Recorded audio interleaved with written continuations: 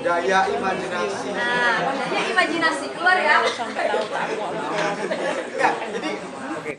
Sebenarnya ya, Kak, yang terjadi di lapangan ataupun di masyarakat tentang kekerasan seksual itu mayoritas itu pada perempuan yang sudah berumah tangga atau malah justru yang masih lajang atau jomblo atau kalau jomblo kayaknya enggak deh.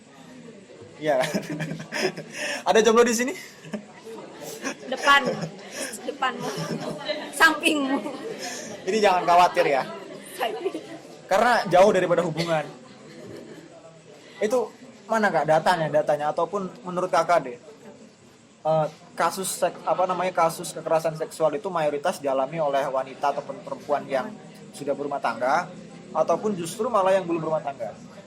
Kalau dari data dari Komnas Perempuan itu malah dari usia produktif yang masih sekolah seperti itu. Jadi kisaran umurnya ya belasan tahun sampai 25 tahun seperti itu. Nah, tapi karena RUU PKS ini dibahas ketika masa pandemi ya, dan itu dikeluarkan ketika masa pandemi seperti sekarang ini, itu menyebabkan meningkatnya kasus kekerasan dalam rumah tangga juga sebenarnya. Nah, kan kekerasan dalam rumah tangga juga kan merupakan kekerasan seksual, dan itu memang kenapa harus disahkan buru-buru disahkan ya, karena supaya tidak terjadi lebih banyak lagi korban kekerasan seksual. Kalau misalnya dari data itu ya, banyak dari golongan siswa sampai mahasiswa yang terkena kekerasan seksual seperti itu dan pelecehan seksual. Siswa itu kisaran umurnya belasan umur ataupun tingkat sekolahnya itu dari SMP sampai kuliah mahasiswa. Itu yang dari data. Terus ada juga nih buat biar di sini kader putra itu tahu ya, bahwa kekerasan seksual itu bukan salah dari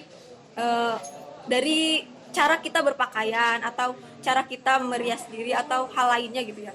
Kekerasan seksual ini bahkan justru terjadi kepada orang-orang dengan rok panjang. Itu ada persenannya loh. Jadi ada media yang membuat kayak semisal survei seperti itu. Survei dari 3 media ya. Salah satunya Tirto. Dia juga meng-up bagaimana kasus kekerasan seksual ini terjadi bukan karena kesalahan kita memakai rok mini atau apa gitu ya. Bukan karena fashion kita, karena kenyataannya yang terjadi kekerasan seksual ini 18% itu paling tinggi 18% terjadi kepada orang yang memakai rok panjang dan celana panjang seperti itu. Kemudian selanjutnya 17%-nya menggunakan jilbab. Seperti itu ya. Itu udah disurvei loh, Mas. Kayak gitu. Jadi jadi kali ini tuh mengenai kekerasan seksual, jangan salahkan rok mini, jangan salahkan orang yang berdandan gitu. Jangan salahkan seperti itu. Jadi itu tuh kayak udah tadi yang Mas bilang, itu zaman dulu tuh biasa aja ya. Karena sekarang tuh udah modern ya, sahabat-sahabat.